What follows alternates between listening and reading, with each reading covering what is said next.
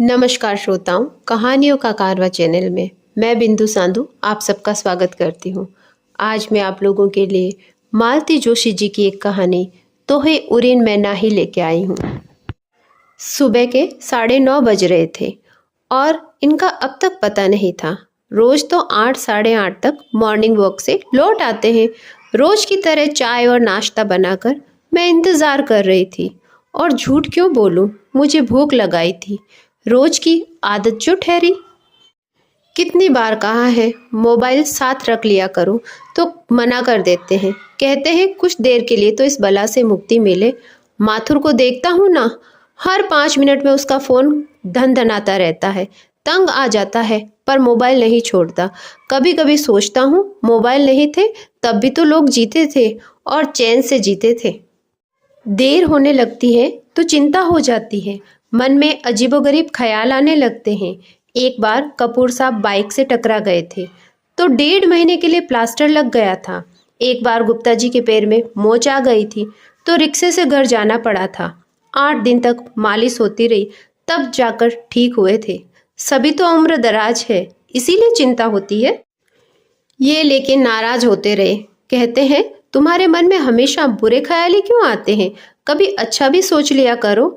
फिर मैंने अच्छा सोचना शुरू किया। हो सकता है आज किसी का जन्मदिन हो। जन्मदिन मनाने के लिए ये लोग सैर के बाद सीधे 56 भोग चले जाते हैं। मैंने सोच लिया 10 बजे तक प्रतीक्षा करूंगी और फिर नाश्ता कर लूंगी। भूख तो खैर बर्दाश्त कर लूंगी, पर दुनिया भर की दवाएं जो लेनी होती है उससे पहले पेट में कुछ डालना जरूरी भी है। मैं अपने विचारों में खोई हुई थी कि दरवाजे की घंटी बजी। लपक कर दरवाजा खोला। उल्हाने की झड़ी लगाने ही वाली थी कि देखा दरवाजे पर ये नहीं, माथुर साहब है। वो भी सब पत्नीक। माथुर साहब तो खैर आते ही रहते हैं, पर इतनी सुबह उनकी पत्नी को देखकर आश्चर्य हुआ। नौकरी वाली बहू हो तो सास का असमय बाहर निकलना असंभव ही होता है। सोचा शायद कोई निमंत्रण देने आए हैं, पर मिसेज माथुर घरेलू साड़ी में थे। ऐसे कपड़ों में कोई निमंत्रण देने नहीं आता। भाभी जी चाय पिलाइए, उन्होंने मेरी विचार तंद्रा को भंग करते हुए कहा। आपके यहाँ तो बनी रखी है, चलिए इसी में से हिस्सा बांट लेते हैं। मैंने 3 मग्स में चाय डाली और शुगर पॉट सामने कर दिया। आप ये समोसे लीजिए, गरम है, उन्होंने पॉकेट मेरे सामने करते हुए कहा। बच्चों के लिए ले जा रहे थे, सोचा 2-4 आप लोगों के लिए भी ले आए। समोसे खाते हुए मैंने पूछा, आज आप मॉर्निंग वॉक पर नहीं गए? ऐसा कहीं हो सकता है भला?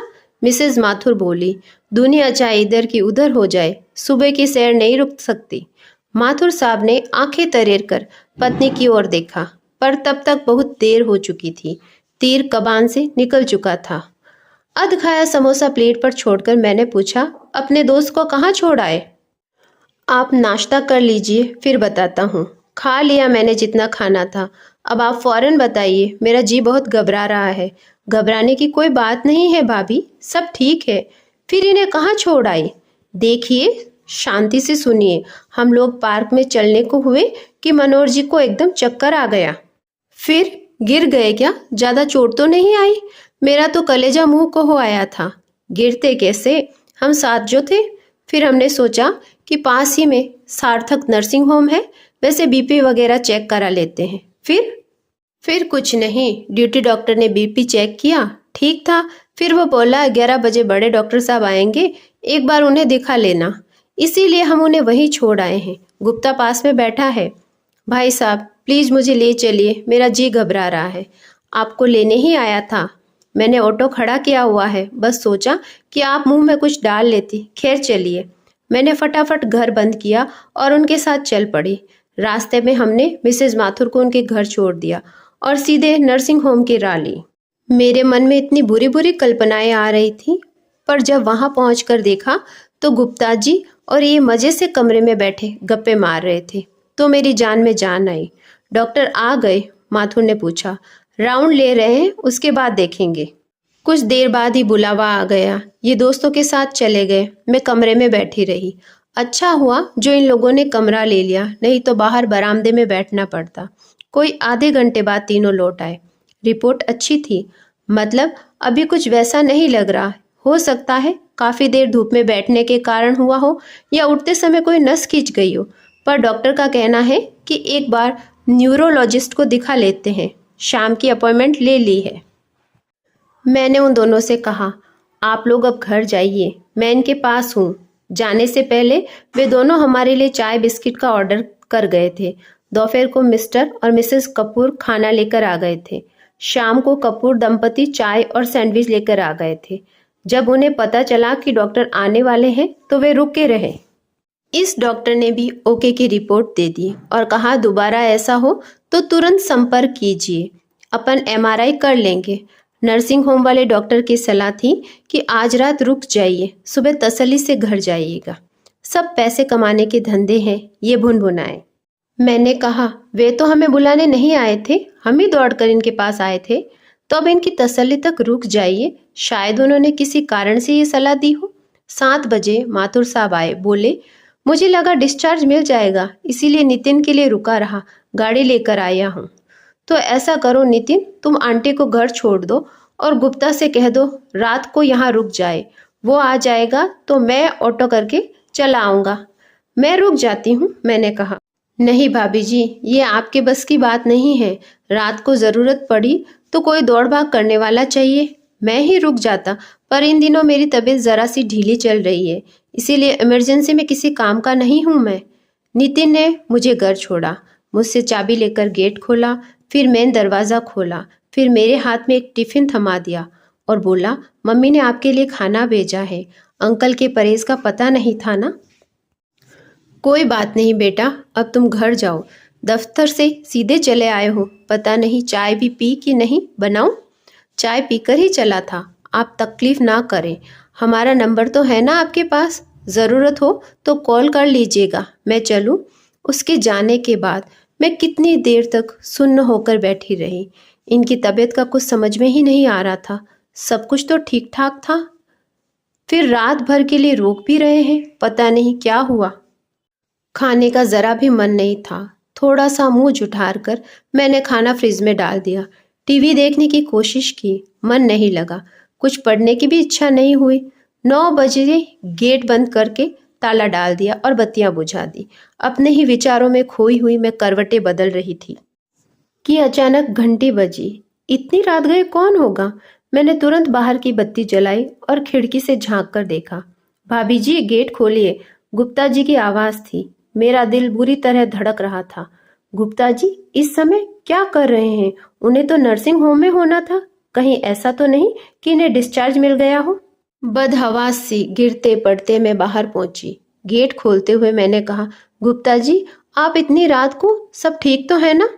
इतनी रात कहाँ भाभी जी, अभी तो 9:30 बज रहे हैं, उन्होंने भीतर आते हुए कहा।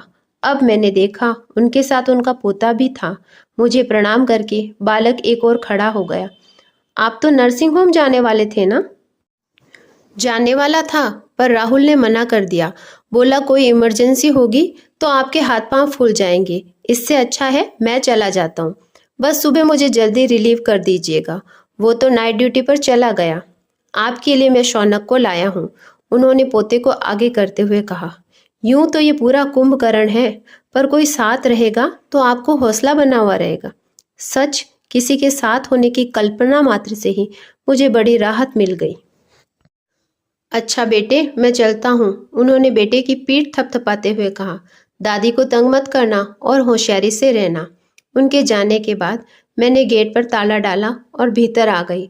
हॉल का दरवाज़ा बंद करते हुए मैंने शौनक से कहा, 2 मिनट रुकना बेटा, मैं गेस्ट रूम के बेड की चादर बदल देती हूँ। नहीं दादी, मैं यही दीवान पर सो रहूँगा, बस ओढ़ने के लिए कुछ दे दीजिए।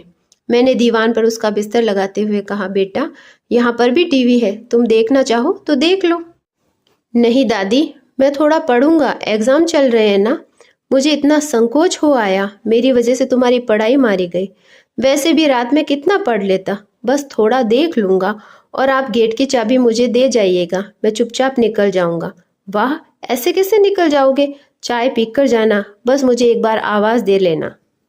उसके लिए दूध का ग्लास और पानी की बोतल रखकर मैं सोने चली गई, पर देर रात तक नींद नहीं आई।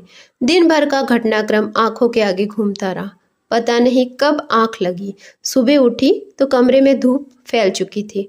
हड़बड़ा कर उठी, देखा गुप्ता जी का पोता चला गया था। गेट का ताला और चाबी टेबल पर रखा था। कंबल और चादर उसने तह कर रख दिए थे। भीतर डाइनिंग टेबल पर दूध की थैलियां रखी हुई थी। मुझे उस पर बड़ा प्यार आ गया। कितना सलीकेदार बच्चा है।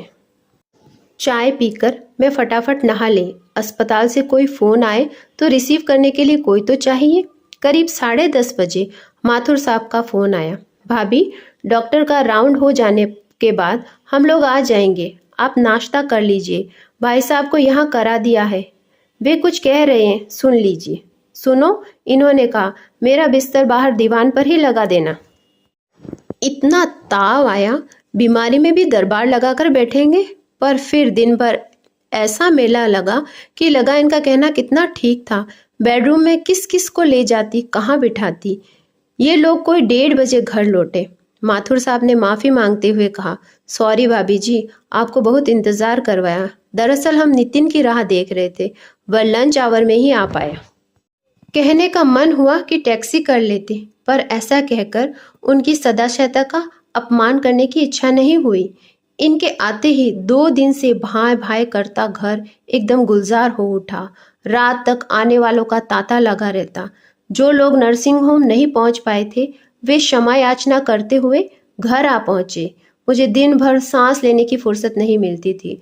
रात 9 बजे के बाद ये रेला थमता तो मैंने फटाफट खिचड़ी चढ़ा दी। खाने पर बैठते हुए इन्होंने बुरा सा मुंह बना लिया। मैं इतना बीमार नहीं हूँ भाई, कल से दलिया और खिचड़ी खिला खिला कर तुम लोगों ने सचमुच मुझे बीमार कर दिया। सॉरी, मैंने क्षमा याचना करते हुए कहा, पर यह खिचड़ी आपकी बीमारी के उपलक्ष्य में नहीं है। दरअसल मुझे कुछ बनाने का समय ही नहीं मिला। देख तो रहे हैं दिन भर कैसी हाय तौबा मची हुई थी। इसीलिए तो कहता हूँ एक कुक रख लो, पर तुम्हारी एक ही रट है, 2 जनों का खाना होता ही कितना है। हम दोनों के बीच ये शाश्वत वाद है, इसीलिए मैंने जवाब नहीं दिया, चुपचाप खाना खाती रही। मेरी आंखें झपकने लगी थी। दिन भर जरा भी कमर सीधी करने का मौका नहीं मिला था। हम लोग सोने ही जा रहे थे कि फोन की घंटी बजी। बिस्तर के पास रखा कॉर्डलेस इन्होंने फट से उठा लिया। उधर से आवाज आते ही इन्होंने स्पीकर ऑन कर दिया। समझ गई कि सोहम होगा। बच्चों का फोन होता है तो हम लोग स्पीकर ऑन कर लेते हैं। पापा, आप घर पर हैं? डिस्चार्ज मिल गया? हाँ बेटा, दोपहर में घर आ गया था। डॉक्टर क्या कहते हैं? कह रहे थे कि चिंता की कोई बात नहीं है, दोबारा ऐसा हुआ तो जांच कर लेंगे। बिल कितना हुआ? वैसे जितना भी हुआ हो, मैं पैसे आपके अकाउंट में भेज रहा हूँ, चेक कर लीजिएगा। बिल का पता नहीं बेटा, माथुर ने ही पे किया था। मैं पूछ पूछ कर हार गया, पर उसने नहीं बताया। माथुर, गुप्ता, कपूर और शरण, इन लोगों ने बहुत मदद की बेटा। हमें महसूस ही नहीं होने दिया कि हम लोग यहाँ अकेले हैं। बेटे, एक काम करो। बोलिए पापा। मैं इन सब के नंबर भेज देता हूँ, तुम सबको एक एक को थैंक यू का फोन कर लेना। वो बहुत ऑड नहीं लगेगा? इससे तो अच्छा होगा कि मैं कुछ थैंक यू कार्ड भेज देता हूँ, आप सबको दे दीजिएगा। ये बहुत औपचारिक नहीं लगेगा? तो पापा ऐसा करते हैं, मैं अगली बार आऊँगा तो सबके लिए गिफ्ट्स लेके आऊँगा और खुद सबके घर जाकर दे दूँगा, ठीक है? हाँ ठीक है, इन्होंने बेमन से कहा। शक्ल से साफ जाहिर था कि उन्हें ये प्रस्ताव पसंद नहीं आया। फोन रखते ही बोले, सोहम को किसने खबर दी थी? मैंने, और कौन करेगा? मना किया था ना। आपके मना करने से क्या होता है, जरा मेरी भी तो सोचिए। चिंता के मारे मेरे प्राण निकले जा रहे थे। बच्चों से ही तो शेयर कर सकती थी, तो सोनिया को भी फोन किया होगा। जानती तो हो ना कि वो कितनी हाइपर है। रो रो कर घर भर दिया होगा उसने। संजीव बेचारे को परेशान कर दिया होगा। उससे फोन नहीं करती तो वो मेरे प्राण ले लेती। उतनी दूर भैया को यूएस में खबर दी और मुझे हैदराबाद में भी फोन नहीं कर सकी। प्राण तो अब भी ले लेगी। पापा को घर आए 8 घंटे हो गए और तुमने मुझे खबर भी नहीं की। मेरे पास समय भी था और सोनिया को फोन करने का मतलब है आधा घंटा रिसीवर से चिपके रहना। अब सुबह उठते ही उसे फोन कर दूंगी, कह दूंगी पापा रात 8 बजे घर आ गए थे। तुम्हारा झूठ 4 कदम भी नहीं चल पाएगा, देख लेना। मैंने सोच लिया था, सुबह उठते ही सोनिया को फोन कर दूंगी। पर ऐसा कहाँ हो पाता है। सुबह सुबह इतने सारे काम मुंह बाए खड़े हो जाते हैं कि कुछ याद ही नहीं रहता। आखिर 9 बजे उसी का फोन आ गया। मम्मी पापा कैसे हैं? अच्छे हैं, नहाने गए हैं। मतलब घर आ गए? तुमने मुझे बताया नहीं। कब बताती? शाम को 7 बजे आए थे और दरबार लगाकर बैठ गए। मेरा तो एक पैर किचन में, एक ड्राइंग रूम में था। ऐसी अवस्था थी तो सबकी खातिरदारी करना जरूरी था मम्मी। ऐसे में कोई आपके स्वागत सत्कार की अपेक्षा नहीं करता। बेटा, घर आए मेहमान को एक कप चाय पिलाई जा सकती है। तुम्हें पता नहीं है इन लोगों ने कितनी मदद की है, कितना सहारा दिया है। इनके पास दिन रात कोई ना कोई बैठा रहता था। गुप्ता जी का बेटा रात को अस्पताल में सोया। उनका पोता मेरे लिए परीक्षा के बावजूद यहाँ रुका। सबके यहाँ से चाय नाश्ता आता रहा। कल इन्हें लाने के लिए माथुर साहब का नितिन लंच आवर में गाड़ी लेकर आया था। तुम ही कह रही थी कि पापा तो शाम को घर आए थे। ये ठीक ही कह रहे थे। मेरा झूठ 4 कदम भी नहीं चल पाया। उसी समय मुझे अगरबत्ती की सुगंध आ गई। ये नहा चुके थे और साईं बाबा के आगे अगरबत्ती जला रहे थे। मैंने आवाज देकर कहा, आपकी लाडली का फोन है, बात कर लीजिए। इन्हें फोन पकड़ाकर मैंने राहत की सांस ली। अब वह पापा के साथ शुरू हो गई थी। पापा, आप लोग इतने अभिभूत क्यों हो रहे हैं? अड़ोसी पड़ोसी तो मदद करते ही हैं। आप भी तो सबके लिए दौड़ भाग करते रहते हैं। कपूर अंकल की माताजी सीढ़ियों से गिर गए थी तो आप ही तो उन्हें अस्पताल लेकर गए थे। गुप्ता अंकल के राहुल की नौकरी एक तरह से आप ही की लगाई हुई है। आप ही की सिफारिश काम आई थी। माथुर अंकल की पिंकी की शादी में अपनी गाड़ी 8 दिन तक दौड़ती रही थी। लौटने पर उसे सीधे गैराज में भेजना पड़ा था। फोन रखने के बाद कितनी देर वे चुप हो गए। फिर नाश्ता करते हुए बोले, अपने बच्चे कितने प्रैक्टिकल हो गए हैं। प्रैक्टिकल नहीं, संवेदन शून्य कहिए। मैं सोचता हूँ कि क्या राहुल और नितिन ने भी अपने माँ बाप से ऐसी ही हुज्जत की होगी। अब फालतू की बातें सोचकर अपना दिमाग मत खराब कीजिए।